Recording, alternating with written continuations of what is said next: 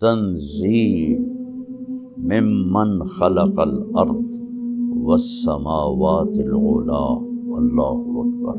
یہ اس ہستی کا کلام ہے جس نے زمین کو بنایا اور آسمانوں کو بلند کیا۔ انہ لقول فصل، یہ فیصلہ کن قول ہے، لا ریب فیہ، اس میں کوئی شک نہیں ہے۔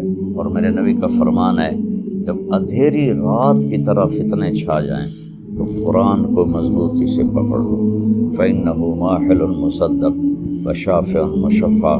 یہ جس کے بارے میں جھگڑا کرے گا اللہ وہ اس کا جھگڑا بھی مانے گا، جس کی سفارش کرے گا اللہ اس کی سفارش بھی قبول کرے گا۔ من جعلہ امامہ قادہ الی الجنہ، جو قرآن کو آگے رکھ کر زندگی گزارے گا یعنی اس کے تابع ہو کر، تو یہ قرآن اسے جنت میں لے جائے گا۔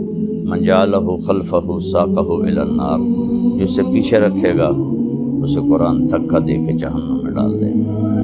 کہ دل میں حسد ہے، بغض ہے، نفرت ہے، اور دل میں بدماشی ہے، نافرمانی ہے، اور حرص ہے، لالچ ہے، اتنی لمبی لائن ہے انسان کے اندر کہ ان بیماریوں کو صرف قرآن دھو سکتا ہے اور کوئی چیز نہیں دھو سکتی۔ اور جو ایمان لائیں گے ان کے لیے ہدن ہے، صحیح راستہ دکھائے گا، ورحمتاً، اور رحمت ہے، جو قرآن کی زندگی پہ عمل کرے گا اس پر اللہ کی رحمتیں برستی رہیں گی۔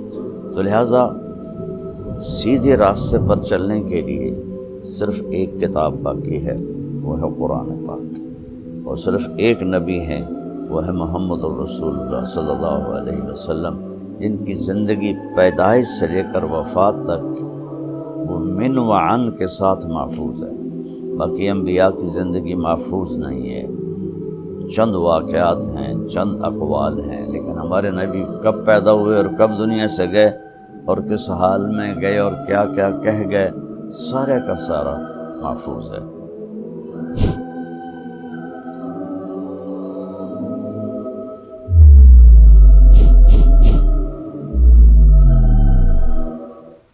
السلام علیکم ورحمۃ اللہ وبرکاتہ۔ بسم اللہ الرحمن الرحیم، والصلاة والسلام علی رسولہ الکریم وعلی آلہ واصحابہ اجمعین، اما بعد۔ میرے محترم بھائیوں بہنوں، بچوں بچیوں، بیٹوں بیٹیوں، دوستوں، اللہ نے جتنے مخلوق پیدا کی ہے اس میں صرف انسان کو امتحان کے لیے پیدا کیا ہے۔ خلق الموت والحیات لیبلوکم ایکم احسن عملا، ہم نے زندگی اور موت کا نظام چلایا تھا کہ دیکھیں کہ تم میں سب سے اچھا عمل کون کر کے اللہ کے پاس آتا ہے۔ انا جعلنا ما علی الارض زینۃ لہا لنبلوہم ایہم احسن عملا، ہم نے زمین کو خوبصورت بنایا تاکہ ہم دیکھیں کہ تم میں اچھا عمل کون کرتا ہے۔ ساری مخلوق انسان کے علاوہ پڑھی لکھی پیدا ہوتی ہے، انسان بالکل جاہل پیدا ہوتا ہے، اس کی اپنی کوئی زبان نہیں ہوتی، یہ جو ماں باپ سے سنتا ہے اس کو سیکھتا ہے اور بولتا ہے۔ پرندے ان کے نہ ماں مر جائے باپ مر جائے انڈے سے نکلے گا، وہ اپنی زبان بولے گا۔ تو اللہ نے انسان کو امتحان میں ڈالا اور اس کو فہدیناہ النجدین، زندگی کے دو راستے سکھائے، ایک ہے فمن شاء فلیکفر، دوسرا ہے ومن شاء فلیؤمن۔ اللہ نے کہا چاہو تو نافرمان بن کے زندگی گزارو اور چاہو تو فرما بردار بن کے زندگی گزارو۔ انا ہدیناہ السبیل اما شاکرا و اما کفورا، ہم نے آپ کو راستہ دکھا دیا ہے، اب چاہو تو نیک بن کے چلو اور چاہو تو نافرمان بن کے چلو۔ پھر اس کا آخر اللہ تعالیٰ نے رکھا ہے ان یوم الفصل کان میقاتا، فیصلے کا دن قیامت مقرر ہو چکا ہے، اور اس دن اللہ تعالیٰ فیصلہ فرمائے گا، نافرمانوں کے لیے الگ، فرما برداروں کے لیے الگ۔ نافرمان ناکام ہوں گے، اور فرما بردار کامیاب ہوں گی۔ تو اس کے لیے پھر اللہ تعالیٰ نے 1,24,000 نبیوں کو بھیجا۔ سب سے آخر میں جناب رسول اللہ محمد بن عبداللہ صلی اللہ تعالیٰ علیہ وسلم عربی ہاشمی قریشی کو اللہ تعالیٰ نے آخری نبی بنا کر بھیجا۔ اب آپ کے بعد کوئی نبی نہیں۔ اللہ تعالیٰ نے آسمان سے کتابیں اتاری، چھوٹی بھی بڑی بھی، اور سب سے آخری کتاب اللہ تعالیٰ نے قرآن کو اتارا۔ تو یہ ساری کتابیں اور چھوٹی کتابیں یہ رمضان المبارک میں اللہ تعالیٰ نے اتاری۔ اللہ کی کیا حکمت ہے اس میں۔ یکم رمضان کو ابراہیم علیہ السلام پر کچھ چھوٹے کتابیں اتری، 2 رمضان کو موسیٰ علیہ السلام پر تورات اتری، اور 8 رمضان کو داؤد علیہ السلام پر زبور اتری، اور 12 رمضان کو عیسیٰ علیہ السلام پر، یا 18 رمضان کو عیسیٰ علیہ السلام پر انجیل اتری، جس کو آج بائبل کہتے ہیں، اور 21 رمضان کو جس کو لیلۃ القدر کہا جاتا ہے، غار حرا میں آپ پر قرآن اترا۔ لیکن پچھلی کتابوں کے اترنے اور اس کے اترنے میں فرق ہے۔ پچھلی کتابیں پوری لکھی ہوئی دے دی گئیں، اور قرآن تھوڑا نزلناہ تنزیلا، ہم نے اسے تھوڑا کر کے 23 برس میں اللہ تعالیٰ نے اس کو مکمل کیا۔ اس کی پہلی آیت تھی اقرأ بسم ربک الذی خلق، خلق الانسان من علق، اور اس کی آخری آیت تھی واتقوا یوما ترجعون فیہ الی اللہ ثم توفی کل نفس بما کسبت۔ یہ سورہ بقرہ کی آیت ہے۔ تو اللہ تعالیٰ نے قرآن کو عربی میں، اور جو پچھلی کتابیں تھیں ان کو عبرانی میں۔ پچھلی کتابیں تبدیل ہو گئیں، ان کے اپنے علماء نے تبدیل کر دیں، اور بائبل کی تو اصل لینگویج ہی نہیں ملتی، اس کی صرف ٹرانسلیشن ملتے ہیں، اور جو تورات ہے وہ بھی مکمل نہیں ہے، تھوڑی بہت اس کو زندہ کیا گیا ہے۔ قرآن ایک ایسی کتاب ہے جس کے بارے میں اللہ نے فرمایا انا نحن نزلنا الذکر وانا لہ لحافظون، ہم نے اسے اتارا ہے اور ہم اس کی حفاظت کریں گے۔ پھر اللہ نے کہا انہ لقول فصل، یہ فیصلہ کن قول ہے۔ پھر اللہ تعالیٰ نے اس کے بارے میں فرمایا لا ریب فیہ، اس میں کوئی شک نہیں ہے۔ پھر اللہ تعالیٰ نے فرمایا وتمت کلمۃ ربک صدقا وعدلا لا مبدل لکلماتہ وہو السمیع العلیم۔ اللہ تعالیٰ نے، تیرے رب نے اپنے کلام کو مکمل کر دیا، ہر طرح سے سچائی بھی کے ساتھ بھی اور عدل کے ساتھ بھی۔ اب دنیا کی کوئی طاقت اس کو بدل نہیں سکتی۔ دوسری جگہ فرمایا تفصیل الکتاب لا ریب فیہ، اس میں تفصیل سے تمہیں زندگی سمجھا دی گئی ہے اور اس میں کوئی شک نہیں۔ پھر ایک جگہ اللہ تعالیٰ نے فرمایا لا تبدیل لکلمات اللہ، یہ قرآن نہ تو خود بدلتا ہے، لا مبدل، نہ کوئی اسے بدل سکتا ہے، یہ محفوظ ہے۔ جیسے ہمارے نبی پر اترا ویسے ہی اسی طرح یہ محفوظ ہے۔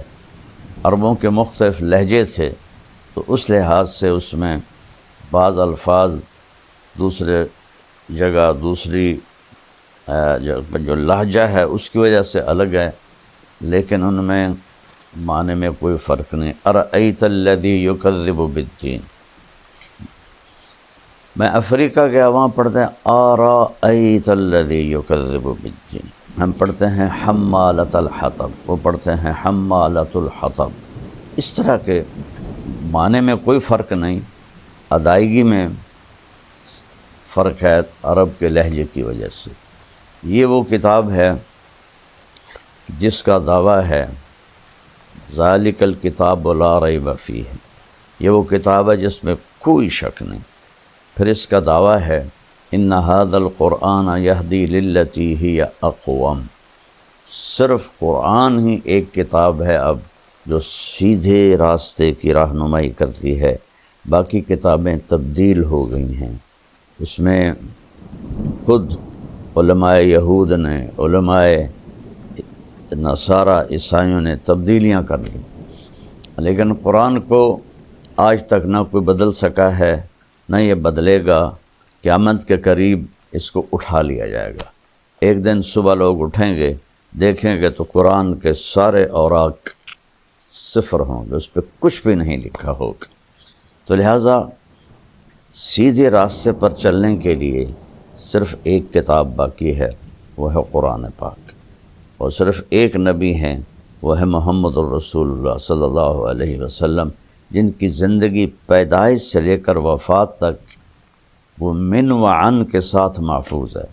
باقی انبیاء کی زندگی محفوظ نہیں ہے، چند واقعات ہیں، چند اقوال ہیں، لیکن ہمارے نبی کب پیدا ہوئے اور کب دنیا سے گئے اور کس حال میں گئے اور کیا کیا کہہ گئے، سارے کا سارا محفوظ ہے۔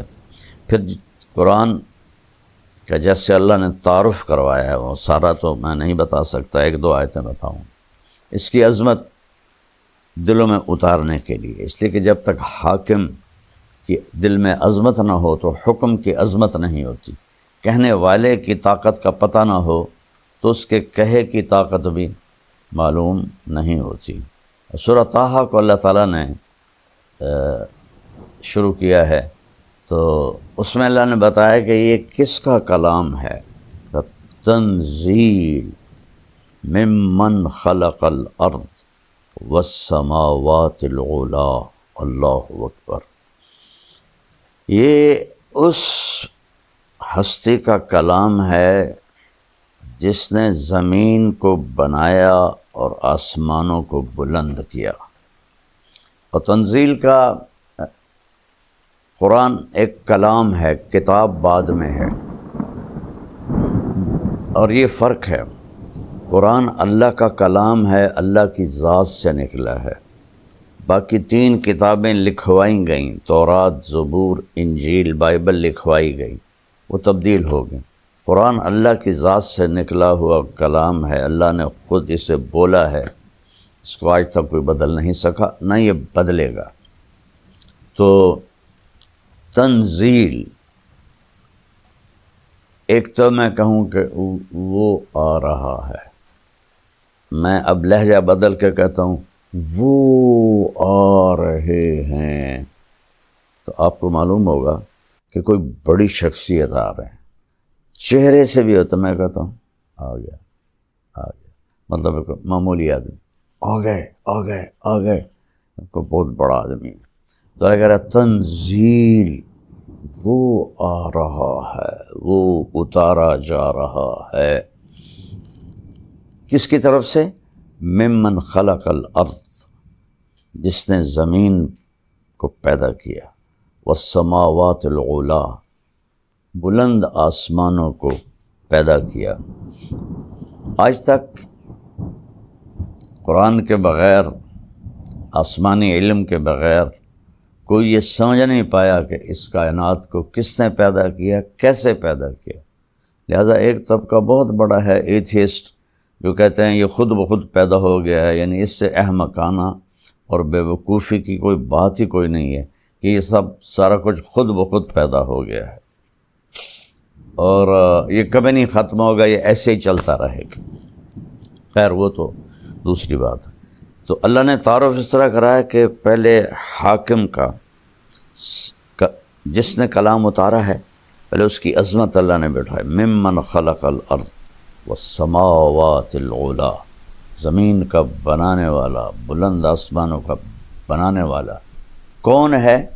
تو اللہ نے ابھی اپنا ذاتی نام نہیں بتایا، تعریف صفتیں بتائیں، نام پیچھے جا رہا ہے، تو اندر انسان کے شوق بڑھتا جا رہا ہے کون؟ تو آتا ہے الرحمن، یہ رحمان ہے جس نے اتارا۔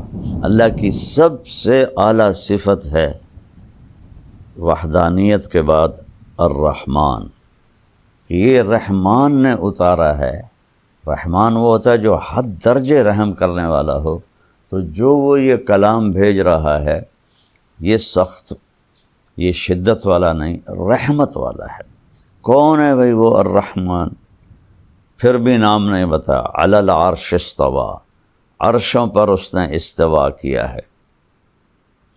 کون ہے جس نے عرشوں پر استوا کیا ہے؟ تو پھر نام نہیں بتایا، آگے اپنی حکومت بتائی۔ لہو ما فی السماوات، آسمانوں میں جو کچھ ہے وہ اللہ کا، وما فی الارض، زمین میں جو کچھ ہے وہ اللہ کا، وما بینہما، اس کے درمیان جو کچھ ہے اللہ کا، وما تحت الثری، زمین کی تہ میں جو کچھ ہے اللہ کا۔ للہ المشرق والمغرب فأینما تولوا فثم وجہ اللہ، مشرق بھی اللہ کا، مغرب بھی اللہ کا، جدھر دیکھو گے اللہ کی قدرت کے نظارے تمہیں نظر آئیں گے۔ تو پھر سوال کون ہے بھائی؟ پتہ تو بتاؤ ہے کون؟ تو پھر صفت آئی، وَإِن تَجْهَرْ بِالْقَوْلِ فَإِنَّهُ يَعْلَمُ السِّرَّ وَأَخْفَى، اور وہ ہے کہ تم زور سے بولو جیسا میں بول رہا ہوں، یا تم دل میں بولو، دل میں، جیسے آپ دیکھیں میں نے ہونٹ بند کر لیے، میں کچھ بولا ہوں، اسے میرے کانوں نے نہیں سنا، فیل کیا ہے، محسوس کیا ہے۔ تو اللہ کہتا ہے کہ اگر تم وہ ہو کہ ساری کائنات کے انسان، مرد، عورت، جنات زور سے بولو یا دل میں بولو، وہ تمہارے اونچی بولنے کو بھی سنتا ہے، اور تمہارے دل میں جو خیال اٹھ رہے ہیں ان کو بھی سنتا ہے۔ یہ اپنی ہیبت بٹھائی، چونکہ کہنے والے کو آپ نہیں جانتے، اس کے کہے کو بھی نہیں جانے گے۔ آج قرآن پہ عمل کیوں نہیں ہے؟ کیوں؟ اللہ کو لوگ جانتے ہی نہیں، اللہ کا سیدھا نام بھی لینا نہیں آتا، خدا کہتے رہتے ہیں، خدا کہتے رہتے ہیں۔ اب آیا اللہ کا نام، اب میں پیچھے سے پڑھتا ہوں۔ تنزیل ممن خلق الارض والسماوات العلی الرحمن علی العرش استویٰ لہ ما فی السماوات وما فی الارض وما بینہما وما تحت الثری وإن تجہر بالقول فإنہ یعلم السر وأخفی۔ اتنی لمبی اپنی ہیبت، قدرت، طاقت بیان کی، اور انسانی شوق بڑھ گیا، یار بتاؤ تو صحیح ہے کون؟ تب آیا اللہ۔ اللہ نے اپنا اب نام لیا، اللہ، یہ اتارنے والا، زمین بچھانے والا، آسمان اٹھانے والا، اور رحمان انتہائی مہربان، عرش پہ استوا کرنے والا، زمین آسمان کا اوپر نیچے دائیں بائیں آگے پیچھے مشرق مغرب شمال جنوب کا مالک، اور سب کی سننے والا، چاہے زور سے بولیں یا دل میں۔ کون ہے بھائی؟ اب تو بتاؤ، دل دھڑک رہا ہے۔ کہتے ہیں وہ اللہ ہے۔ اللہ، اللہ کیسا ہے؟ لا الہ الا ہو، اس کے سوا کوئی عبادت کے قابل نہیں، اس کے سوا کوئی مدد کے قابل نہیں، اس کے سوا کوئی دینے والا نہیں، اس کے سوا کوئی مارنے والا نہیں، اس کے سوا کوئی زندگی دینے والا نہیں۔ تو کیسا ہے وہ؟ لا الہ الا ہو، وہ ایک اکیلا ہے، اس کا کوئی شریک نہیں، اس کے کوئی مد مقابل نہیں۔ الملک لا شریک لہ، الفرد لا ند لہ، تنہا ہے، اس کی مثل کوئی نہیں۔ العلج لا سمیع لہ، بلند ہے، اس کا ہمسر کوئی نہیں۔ الاول بلا بدایہ، اس کی وہ سب سے پہلے ہے، اس کی ابتدا کوئی نہیں۔ والآخر بلا نہایہ، وہ سب سے آخر ہے، اس کی انتہا کوئی نہیں۔ قدیم بلا ابتدا و دائم بلا انتہا، ہمیشہ سے ہے ابتدا کے بغیر، ہمیشہ رہے گا اینڈ کے بغیر۔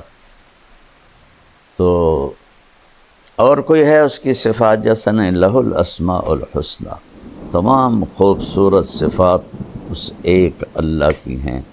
تو اس طرح اللہ نے قرآن کا تعارف کرایا کہ یہ تمہارے رب کا کلام ہے۔ امت نے چھوڑ دیا تو ذلت کی پستیوں میں گر گئے۔ پھر میں دو جگہ اور آپ کو بتاتا ہوں کہ اللہ تعالیٰ فرماتے ہیں یا ایھا الناس جاءتکم موعظۃ من ربکم وشفاء لما فی الصدور وہدی ورحمۃ للمؤمنین۔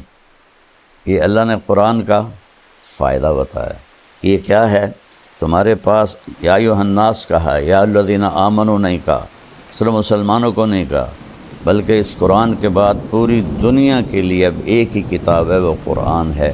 باقی کتابیں ویسے ہی بدلی ہوئی ہیں، ان میں ویسے ہی اتنے مذاہب ہیں جن میں بت پرستی آ گئی ہے۔ اپنے ہاتھوں سے، کمال نادانی کی بات ہے، اپنے ہاتھوں سے ایک بناتے ہیں، پہلے پتھر سے بناتے تھے، اب پلاسٹک سے بناتے ہیں، پھر اسی کے آگے ہاتھ جوڑ کے کھڑے ہو کر اس سے مانگ رہے ہوتے ہیں۔ بھلا اس سے زیادہ نادانی کی کوئی بات ہو سکتی ہے؟ ہاتھوں سے بنی ہوئی چیز کی پوجا شروع کر دینا۔ اللہ کے نبی کے دور میں بنو حنیفہ تھے، تو وہ یہ ادھر نجد میں رہتے تھے، ریاض کی طرف۔ تو ان کے ایک سال کھجوریں بہت زیادہ ہوئیں، تو انہوں نے نا فالتو کھجوروں کا بت بنا دیا اور ایک سال تک اس کی پوجا کرتے رہے۔ اگلے سال خشک سالی ہوئی اور پھل تھوڑا آیا، تو اسی خدا کو توڑ تاڑ کے تقسیم کر کے کھا گئے۔ یہ انسانی عقل تھی، اس وقت بھی تھی، اب بھی یہی حال ہے۔ پتھر کے بت بناتے ہیں، پلاسٹک کے بت بناتے ہیں، پھر انہیں کے آگے ان کو سجدے بھی کرتے ہیں، ان کے آگے ہاتھ بھی جوڑتے ہیں۔ تو میرا اللہ کہہ رہا ہے، میں نے تمہارے لیے، اے دنیا کے انسانوں، تمہارے پاس ایک نصیحت آئی ہے، اور یہ اس کے 3 کام ہیں۔ شفاء لما فی الصدور، دل کے اندر کی بیماریوں کو صرف قرآن شفا دے سکتا ہے۔ دل کی سب سے بڑی بیماری کیا ہے؟ شرک، اللہ کا شریک ٹھہرانا۔ اللہ بھی ہے اور اللہ کے ساتھ کئی بھگوان بھی ہیں، کئی دیوتا ہیں، کئی دیویاں ہیں۔ تو اللہ تعالیٰ نے کہا کہ نہ، یہ جو شرک ہے قرآن اس کو دھوتا ہے۔ پھر دل میں حسد ہے، بغض ہے، نفرت ہے، اور دل میں بدماشی ہے، نافرمانی ہے، اور حرص ہے، لالچ ہے۔ اتنی لمبی لائن ہے انسان کے اندر کہ ان بیماریوں کو صرف قرآن دھو سکتا ہے اور کوئی چیز نہیں دھو سکتی۔ اور جو ایمان لائیں گے ان کے لیے ہدن ہے، صحیح راستہ دکھائے گا، ورحمتاً، اور رحمت ہے۔ جو قرآن کی زندگی پہ عمل کرے گا اس پر اللہ کی رحمتیں برستی رہیں گی۔ اور پھر اللہ تعالیٰ نے دوسری جگہ فرمایا، اللہ نزل احسن الحدیث، اللہ تعالیٰ نے جتنے بھی کلام آسمان سے اتارے ہیں ان میں سب سے خوبصورت قرآن ہے، احسن الحدیث۔ مثانیہ، اس کے مضمون بار بار دہرائے جاتے ہیں تاکہ دل میں اترے۔ تقشعر منہ جلود الذین یخشون ربہم، جب اس قرآن کو سنا جاتا ہے تو جو اللہ سے ڈرنے والے ہیں ان کے رونگٹے کھڑے ہو جاتے ہیں۔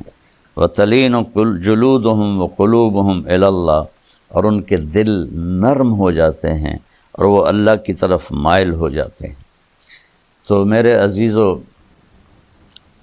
قرآن اور رمضان ان کا آپس میں بہت جوڑ ہے۔ تو میری آپ سب سے گزارش ہے، اللہ نے ہمیں قیام اللیل دیا۔ تراویح کا نام تو بعد میں پڑا ہے، اصل نام قیام اللیل ہے، رات کی نماز۔ تو اس میں یہ اس پر یوٹیوب پر لڑائی ہو رہی، 8 نہیں ہیں، 20 ہیں، 20 نہیں ہیں، 8 ہیں۔ بھائیو، پوری امت نے سینکڑوں سال 20 رکعت پڑھی ہیں، اور امت کا جو عمل ہوتا ہے صدیوں کے ساتھ، وہ بہت بڑی دلیل اور حجت ہوتا ہے۔ ہاں، 8 کی روایت موجود ہے، میرے نبی نے 8 ہی پڑھائیں، اور ابوبکر کے زمانے میں 8 ہی پڑھی جاتی تھی، حضرت عمر کے ابتدائی دور میں 8 ہی پڑھی جاتی تھی۔ پھر انہوں نے سب کو جمع کیا۔ موطا امام مالک کی روایت ہے کہ آپ نے ابی بن کعب اور تمیم داری سے فرمایا کہ 20 تراویح پہ لوگوں کو جمع کرو، تو اس سے سب صحابہ نے قبول کیا۔ کسی نے نہیں کہا یہ تو بدعت ہے، پہلے تو 8 پڑھی جاتی تھیں، چونکہ یہ نوافل ہیں، نفل زیادہ پڑھو، نفل تھوڑے پڑھو، اس میں کوئی بدعت کی بات نہیں ہے۔ بلکہ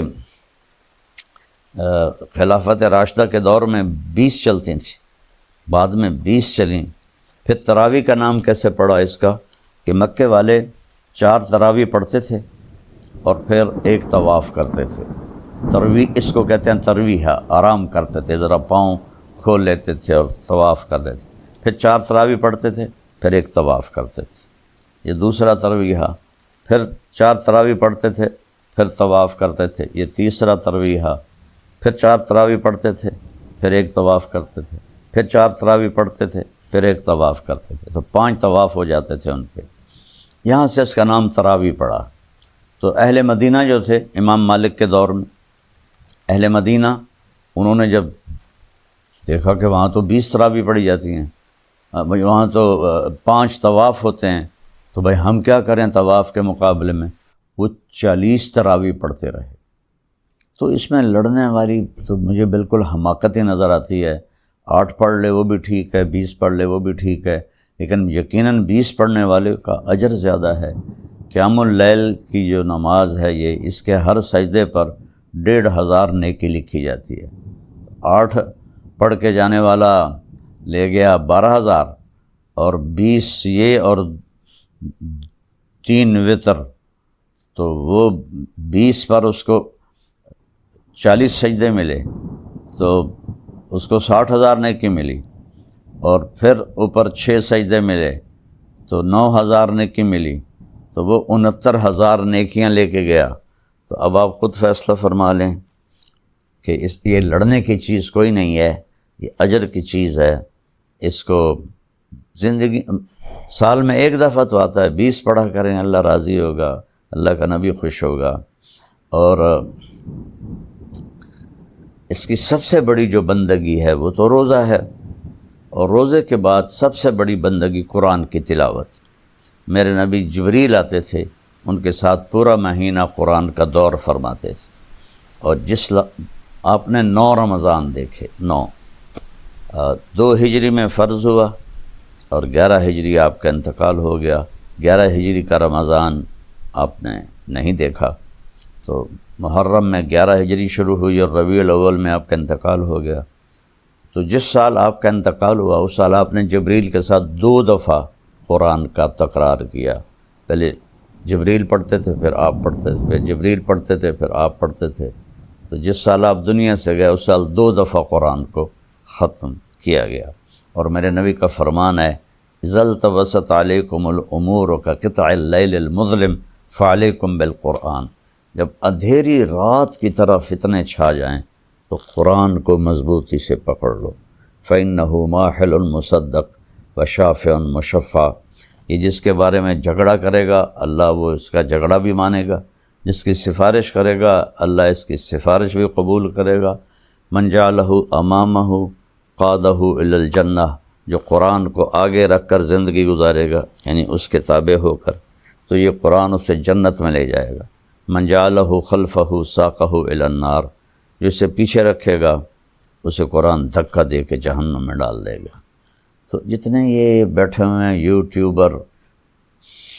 یوٹیوب پر اور دین کو بیان کر رہے ہیں، وہ دین نہیں بیان کر رہے، وہ تو لڑائیاں کر رہے ہیں۔ کوئی رفع یدین پہ جھگڑے کر رہا ہے، کوئی 8-20 پہ جھگڑے کر رہا ہے، کوئی کسی چیز پہ جھگڑے کر رہا ہے، کوئی صحابہ کی جنگوں پہ جھگڑے کر رہا ہے۔ وہ میرے بھائیوں، اللہ تعالیٰ نے جن چیزوں کے بارے میں ہم سے سوال کرنا ہے وہ لوگوں کو بتاؤ کن چیزوں میں پھنسا دیا ہے جن کا آخرت میں آپ سے سوال نہیں۔ تلک امۃ قد خلت لہا ما کسبت ولکم ما کسبتم ولا تسألون عما کانوا یعملون۔ وہ لوگ چلے گئے، جو کیا وہ ان کا اجر، جو غلط کیا وہ ان کا گناہ۔ تم سے تھوڑے پوچھا جائے گا، قبر میں کیا پوچھا جائے گا؟ من ربک، تیرا رب کون ہے؟ لوگوں کو بتاؤ کہ رب کون ہے۔ ما دینک، تیرا دین کیا ہے؟ وہ اسلام ہے۔ لوگوں کو بتاؤ اسلام کیا ہے۔ میرے نبی نے کیا بتایا کہ اسلام 5 چیزیں ہیں، کلمہ، نماز، روزہ، حج، زکوٰۃ۔ یہ ابتدا ہے، اور انتہا کیا ہے؟ بنی الاسلام علی 5، اور انتہا کیا ہے؟ انما بعثت لاتمم مکارم الاخلاق، میں تمہارے اخلاق مکمل کرنے آیا ہوں۔ اور جتنے یہ یوٹیوب پر، میں تو بہت کم سنتا ہوں جو کہ میرے سر میں درد رہتا ہے، لیکن تھوڑا بہت جب کبھی سنتا ہوں تو اتنے